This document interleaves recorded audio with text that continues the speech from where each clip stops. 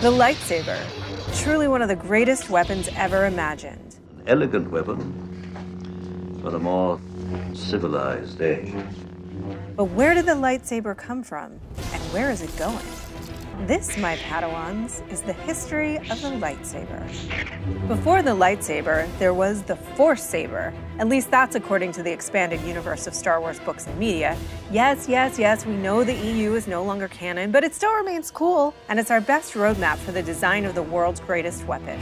The crude devices were used by the imperialistic race the Rakata some 25,000 years prior to A New Hope.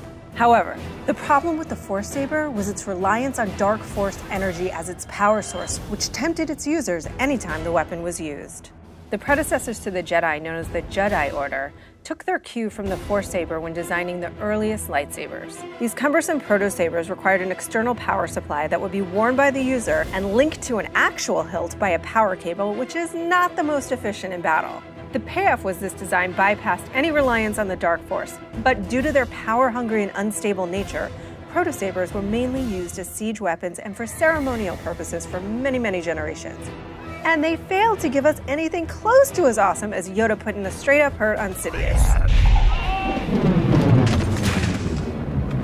In fact, the Jedi would also continue to use actual Force-imbued bladed weapons for thousands of years to come. However, proving that no one should ever underestimate the Sith.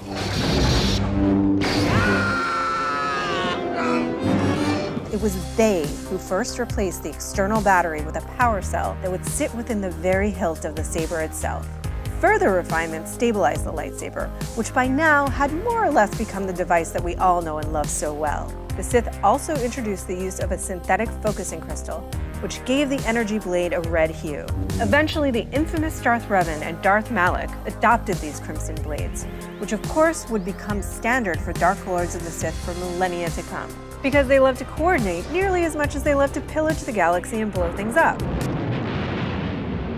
The Jedi finally began wielding the so-called modern lightsaber during the Great Hyperspace War, which pitted the Galactic Republic against the Sith Empire some 5,000 years prior to A New Hope. Ironically, the new design of what would become the Jedi's signature weapon was based on the alterations implemented by their arch-enemies, the Sith. Total fighters. The construction of an individual's lightsaber eventually became a rite of passage for many young Padawans on their way to full-fledged knighthood. For generations, many Jedi built their lightsabers in the Force-infused crystal caves of the planet Ilum. The Jedi, you are one.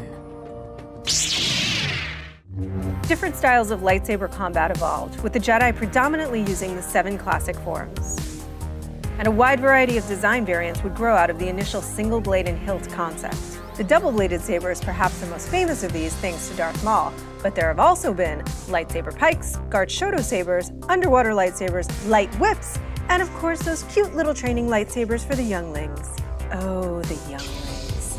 After the Jedi purge scene in Revenge of the Sith, lightsabers became contraband.